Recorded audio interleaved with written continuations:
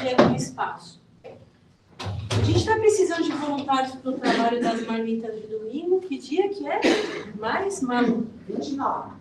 Então, dia 29 está sem pessoas, está precisando de pessoas para fazer as marmitas. Quem quiser se voluntariar, das 10 até mais ou menos as 2 horas, né? Para ajudar a fazer as refeições. Depois você deixa o nome lá, se tiver alguém interessado.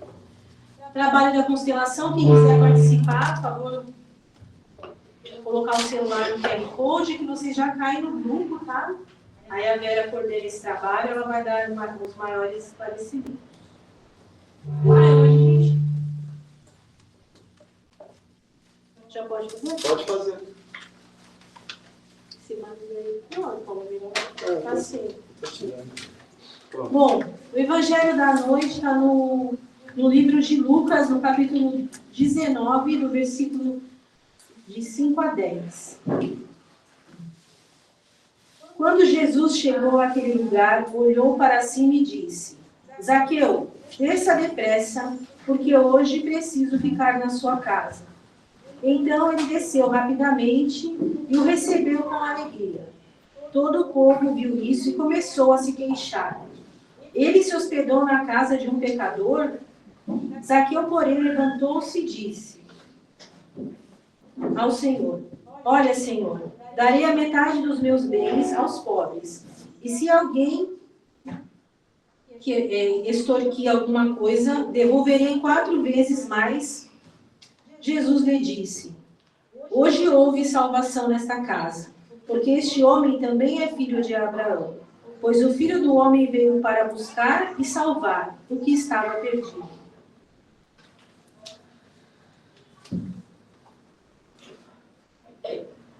Passagem do Evangelho de Lucas que fala sobre Zaqueu. O que é curioso é que se a gente lê um texto desse ao pé da letra, né? O que ele quer nos dizer? Jesus chegou em Jericó, um monte de gente foi ver ele, foram ver. No entanto, existia um cobrador de impostos, chefe dos cobradores de impostos lá, chamado Zaqueu, que ele tinha uma estatura, de pequena estatura. E as pessoas cercaram Jesus e ele não conseguia ver Jesus. Então ele subiu em cima de uma árvore. Jesus olhou e ele falou: desce, hoje eu vou ficar na sua casa. Acabou. O que a gente tem? Né? O que a gente pode extrair de uma passagem como essa? Se nós olharmos, grosso modo, apenas o enredo, apenas o que se desenrola no texto. Muito pouco, né? Mas isso tem um significado simbólico. E é isso que a gente tem que buscar. Qual é o significado de tudo isso? Qual a aplicação disso na nossa vida? O que significa um homem de baixa estatura que precisou subir na árvore para ver um ser iluminado que estava chegando? E esse ser iluminado pediu para ele descer. Né? O que é esse subir na árvore? O que é este homem de pequena estatura? Por que alguns tinham estatura suficiente para estar à altura de Jesus e ele não? Né? Não é verdade? Então, às vezes, isso mostra muita coisa. Nós podemos considerar, por exemplo, que Zaqueu representa o tipo do homem que se elevou de forma artificial. Não foi uma elevação espiritual. Foi uma elevação de poder, de riqueza, de valores materiais, de preocupações mundanas, de destaque no mundo. Mas isso, para a espiritualidade, para a vida eterna, não significa rigorosamente nada. Porque nada daquilo que você ajuntar, o que você angariar, o que você construir, você vai levar. Rigorosamente nada. Nem a roupa do teu corpo você leva. Não adianta esconder joia na gaveta do caixão, que você não vai levar para o outro lado. Vai ficar ali. Então, o que você leva? Né? Então, Zaqueu é o retrato do homem de pequena estatura, um homem de pouco desenvolvimento espiritual. e que buscou o caminho da realização de uma forma artificial, tentando se elevar no mundo de uma forma artificial, abraçando outros valores, abraçando outras ideias, né? Rendendo-se às seduções do mundo, às seduções do poder, do dinheiro, da importância que ele ganhou diante de todo mundo. Ele era uma pessoa extremamente odiada por todos, né? Ninguém gostava de alguém que cobrasse impostos, ainda mais o chefe dos cobradores. Mas, enfim. Aí Jesus viu aquilo, esse desce da árvore, ele serve para cada um de nós, gente. Às vezes a gente precisa descer um pouco, desinflar esse ego, desinflar esse personagem que a gente colocou tanta importância. A gente estabeleceu, considera que a nossa realização depende de coisas, depende de bens materiais, depende disso, daquilo, de circunstâncias favoráveis, depende das pessoas certas, das oportunidades certas. E não. Pouco importa as pessoas que estão no teu caminho, pouco importa o que você junta, o que você conquista, o que você não conquista. O que importa é como, eu falava até sobre isso antes da palestra, como você está lidando com tudo isso? O que você está desenvolvendo? O que é o desenvolvimento espiritual? O desenvolvimento espiritual ele se dá única e exclusivamente pelo desenvolvimento de consciência de si mesmo. O que é consciência de si mesmo? É entender quais são os seus pontos fracos. É entender quais são as suas tendências negativas, suas inclinações, aquilo que você precisa enfrentar. Nós não estamos aqui para lutar contra o mundo, contra o outro, contra um sistema, contra o governo, contra uma causa. Não. A gente está aqui para lutar contra nós mesmos. O único inimigo, o único problema que vocês têm e que vocês vão passar a vida inteira enfrentando são vocês mesmos. Não tem outro. Quando a gente olha para fora, é apenas uma projeção das nossas deficiências, do nosso olhar. Jesus dizia, se teu olho for bom, você será todo iluminado. Mas se teus olhos forem ruins, você vai viverá nas trevas. Então, a forma como a gente olha, a forma como a gente olha para o mundo, para as pessoas, e a forma como a gente olha para si mesmo. E quase sempre, esse é o maior problema. Porque a gente olha para si e não gosta do que vê. A gente olha para si e se vê diante de alguém que não corresponde às nossas expectativas. Alguém que a gente não gosta. Então você não se aceita, você não se aprova, você não se ama, você não se perdoa, você traz uma série de coisas mal resolvidas dentro de você, negligencia tudo isso e tenta buscar fora, tenta subir numa árvore, tenta buscar uma elevação artificial, né? Não, se pelo menos eu conquistar as coisas, eu vou me sentir melhor, eu vou me sentir mais poderoso, eu vou me sentir mais realizado. Mas não, gente. O problema que não está resolvido dentro de você vai persistir.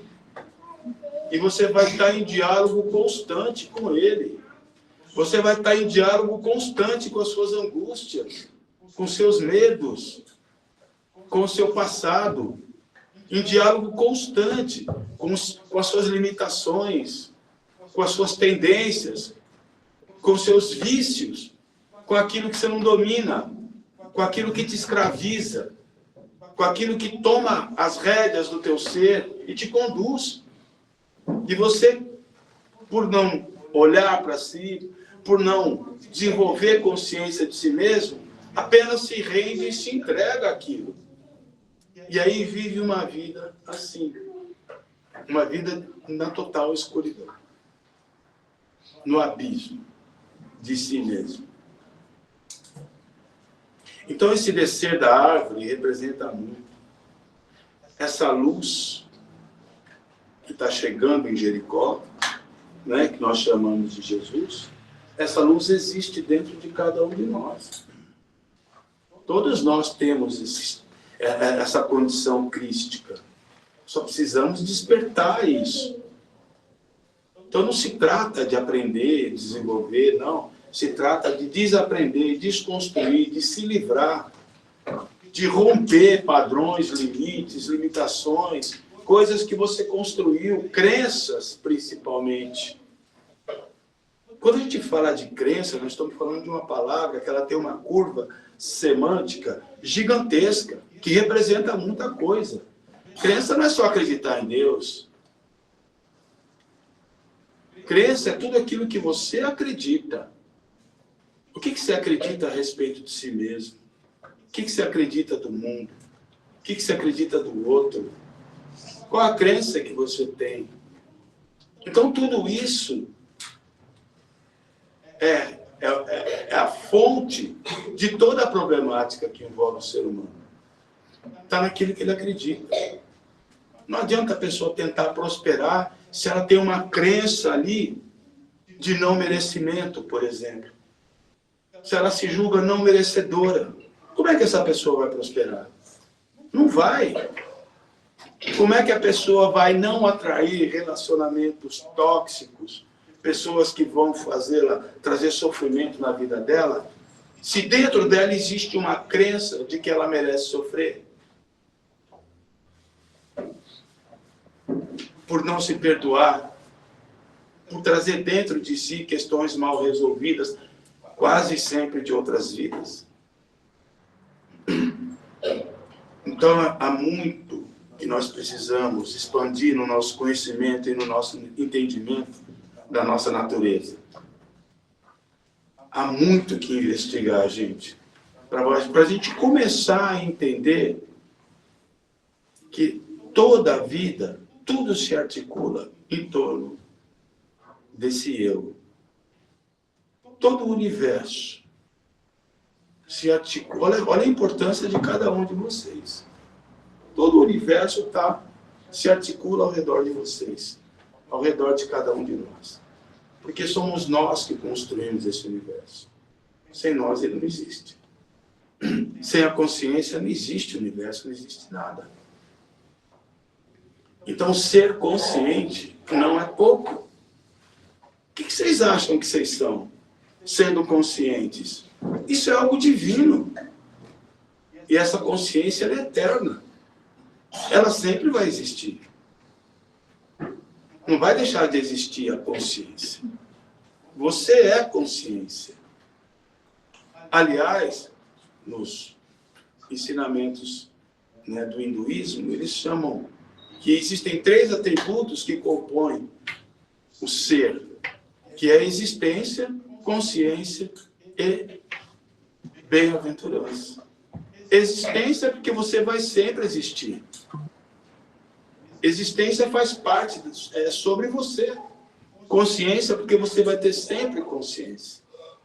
E bem-aventurança porque a bem-aventurança é o seu estado natural. Sofrer é um estado ilusório, artificial. Nós sofremos porque vivemos na ilusão. Se nós despertarmos para a realidade, de onde vem a palavra realidade? Real. Não é isso? Olha só. Então, alcançar a realidade é só entender o que é real e o que é ilusório. O problema é que a gente está mergulhado nessa matrix, nesse mundo ilusório. E a gente acredita que a vida é isso. E ali, nesse mundo ilusório, é que a gente vai conhecer sofrimento, tormento, preocupação, ansiedade. Porque a gente sai da realidade. A gente sai do aqui e do agora, da consciência, daquilo que você é, daquilo que é incontaminável, indestrutível, daquilo que é eterno. Quando Jesus disse para os seus apóstolos, vocês são deuses. Tudo isso que eu faço, vocês também farão, e até mais. Jesus já tem consciência de que nós somos deuses, de que isso é algo divino. Tem um Swami que diz o seguinte, que nós somos o único Deus que nós vamos conhecer. Não é curioso isso? É profundo. Procurar um Deus fora, um ser transcendente, alguém que está num trono celestial cuidando de tudo, ainda é resquício da visão, dessa programação mitológica, ancestral, que nós sofremos, da forma de como lidar com o maravilhoso, com aquilo que supera aquilo que é o nosso ser. Os primatas, quando eles não entendiam o que era um trovão e viam aquele estrondo, aquela coisa poderosa, eles imaginavam que aquilo era um deus. E davam ao trovão o nome de Deus. Uns chamavam de Thor, outros chamavam de Indra, outro de Yansan. Várias tradições religiosas naturistas, elas fazem isso. São resíduos, resquícios da nossa ancestralidade ainda. De tentar colocar Deus como algo fora. Então, quando vem a ciência, quando começa a explicar os fenômenos da natureza, tal, né? Por isso que Nietzsche falou que Deus está morto. Porque depois que surge a ciência, a partir da Idade Moderna, as pessoas começam a se devocionar ao conhecimento e saem dessa questão mitológica. Mas, enfim, nós temos muito ainda que buscar, mas dentro da gente, a partir de uma investigação profunda do que nós somos. Comece observando. Jesus disse, orai e vigiai. O mais importante é o vigiai.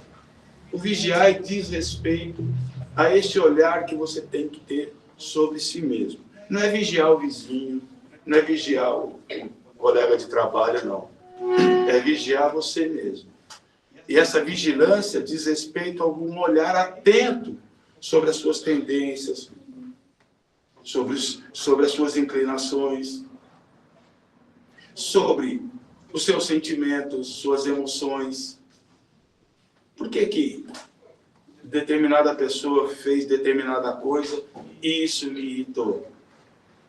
Mexeu com o meu emocional. Eu fiquei com raiva. A culpa é dele? Ele pegou 1 litro, 1 quilo de raiva e colocou aqui dentro? Não. Ele é só uma informação que... um gatilho que fez com que eu entrasse em ressonância com o material que existe dentro de mim.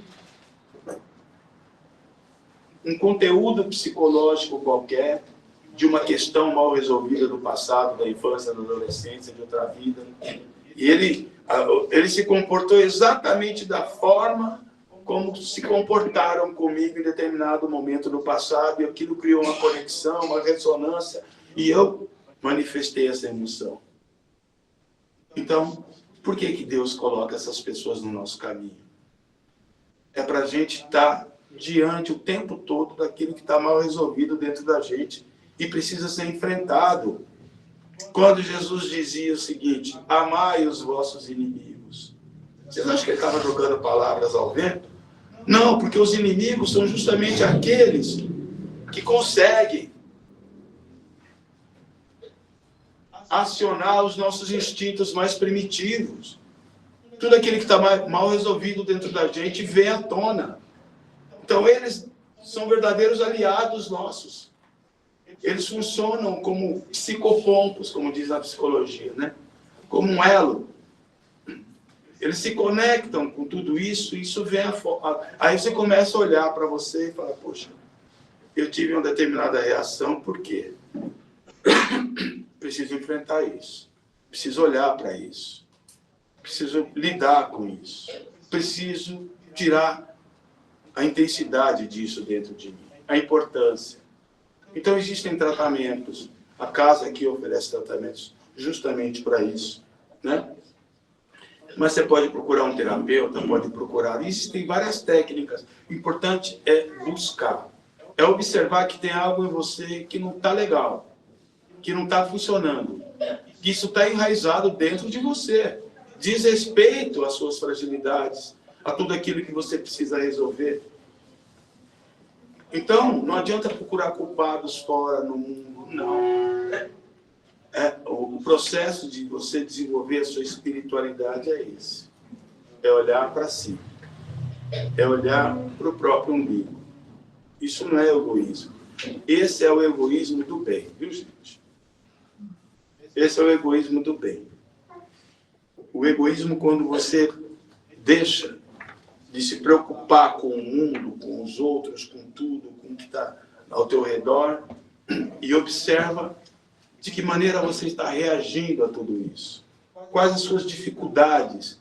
Porque se nós fôssemos espíritos perfeitos, vejam bem, se nós fôssemos espíritos perfeitos, nada, absolutamente nada nos afetaria. Pode o Léo Lins lá falar aquele monte de atrocidade, aí tem que vir o Estado mandar prender o cara, por quê? Porque somos todos frágeis. A gente não pode ouvir isso, não pode ouvir aquilo, a gente se ofende, a gente se sente agredido. Essa é a condição humana hoje.